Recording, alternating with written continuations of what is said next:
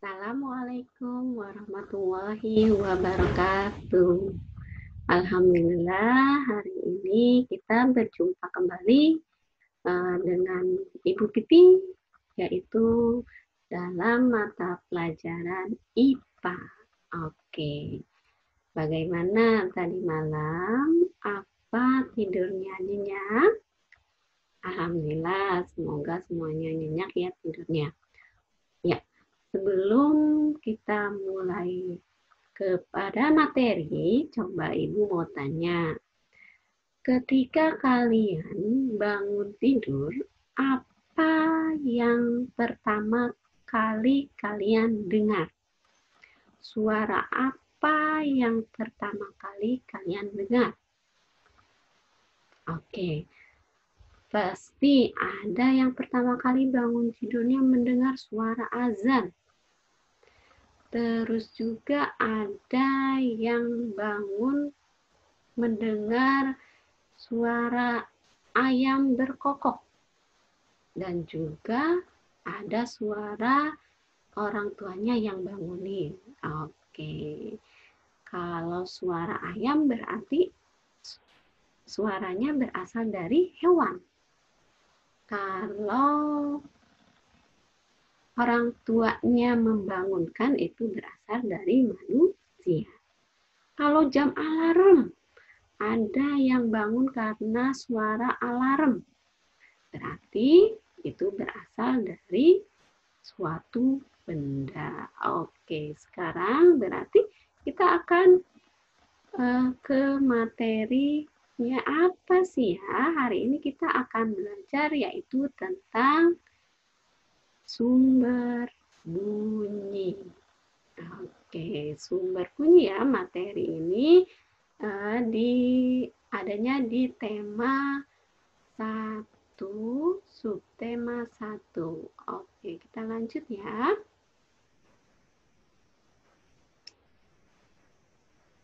Oke, di sini sebelum kita masuk ke materi, Ibu tanyakan. Oke, KD yang kita akan pelajari yaitu KD 3.6, menerapkan sifat bunyi dan keterkaitannya dengan indera pendengar. Sedangkan KD 4.6-nya menyajikan laporan hasil percobaan tentang sifat-sifat bunyi. Oke, apa saja sih yang ada di dalamnya? Kita akan mengetahui tentang sifat bunyi, terjadinya bunyi. Di sini kita akan sedikit percobaan ya. Yang ketiga yaitu kita akan mengetahui sumber bunyi. Oke, lanjut. Di sini ada sifat bunyi. Sifat bunyi itu ada 3 ya. Ada 3. Yang pertama, sifat bunyi itu termasuk gelombang longitudinal. Gelombang longitudinal itu gelombang yang arah lambatnya sejajar dengan arah getarannya. Yang kedua, sifat bunyi yaitu perambatannya membutuhkan medium, membutuhkan perantara, ya. Dan yang ketiga, bunyi itu ternyata dapat dipantulkan ketika mengenai benda, ya. Terus, bunyi itu selain mempunyai sifat, yaitu mempunyai syarat. Syaratnya apa aja sih? Ada sumber bunyi,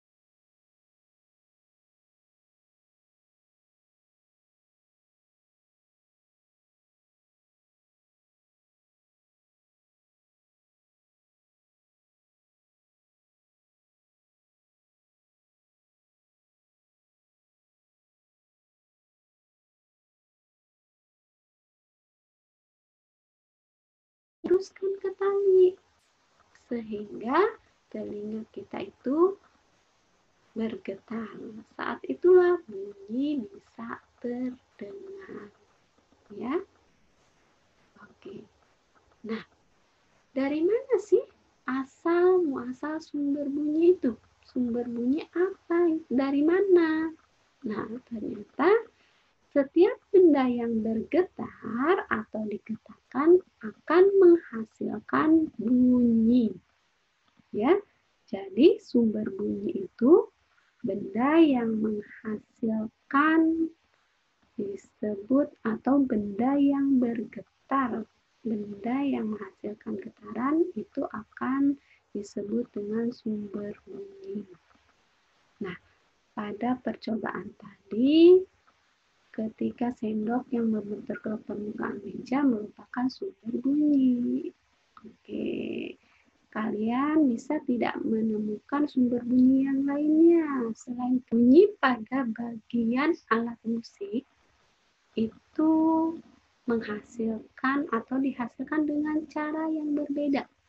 Alat musik itu banyak kan jenisnya, ada yang dipukul, ada yang dipetik, ada yang digesek, ya. Nah, di sini alat musik tradisional yang ada di Indonesia itu banyak sekali ya. Ini satu ada angklung. Angklung dengan cara digoyangkan kalau ingin bunyi. Yang kedua, seruling. Seruling kalau mau bunyi itu harus ditiup. Sasando, ini namanya sasando. Sasando bagaimana cara dimainkannya?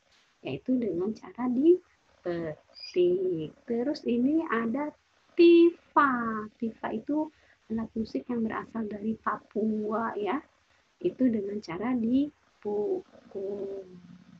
Nah, jadi ini keempat salah satu alat musik tradisional yang ada di Indonesia yang ketika dipukul, digoyangkan atau dipetik itu akan mengeluarkan bunyi. Ya. Nah, berarti kalian tadi sudah mengetahui bagaimana cara alat musik itu mengeluarkan bunyi. Ya. Contohnya, Ibu kasih contoh satu di sini. Ada angklung. Yang pertama angklung. Cara alat musik tersebut yaitu dengan cara digoyangkan tadinya. Bagaimana menghasilkan bunyi pada alat angklung yaitu dengan cara digoyangkan. Ketika digoyangkan, angklung itu akan bergetar. Nah, jadi getaran itu akan menghasilkan suatu bunyi. Ya. Oke. Itu adalah materi tematik subtema 1 ya, yaitu bunyi. Kalian tadi sudah belajar mengenai bagaimana terjadinya bunyi, terus sifat bunyi, dan juga sumber bunyi. Ya, kalau kalian ada nanti untuk minggu depan kita akan belajar masih tentang bunyi, ya, masih banyak mengenai hal bunyi yang kalian harus ketahui atau pelajari ya. Mungkin cukup sekian dari Ibu. Wassalamualaikum warahmatullahi wabarakatuh.